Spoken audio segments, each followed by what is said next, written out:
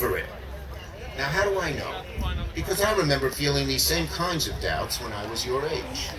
When I was seated at college graduation many years back, I had just learned that I had won a scholarship to travel all around the world, all expenses paid, for a whole year. For me, it was the opportunity of a lifetime. My family never had much money, and I had never been out of the country before.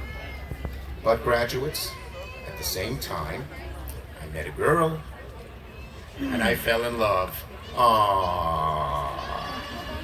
So I had to decide. Do I go around the world on the all-expense-paid scholarship for a whole year?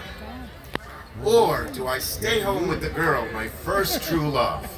Class of 2023, what would you have done? Travel the world. President Boudreaux, the class is divided. I stayed home with the girl.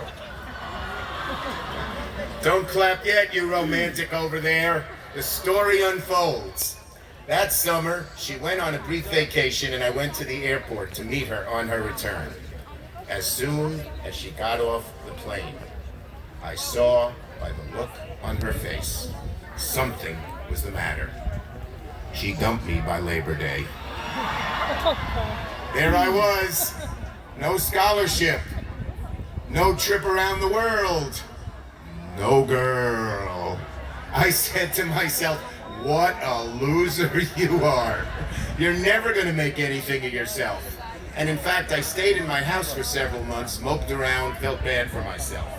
But somehow, I picked myself up, dusted myself off, and a few years later, I found myself seated at graduation once again, this time from law school.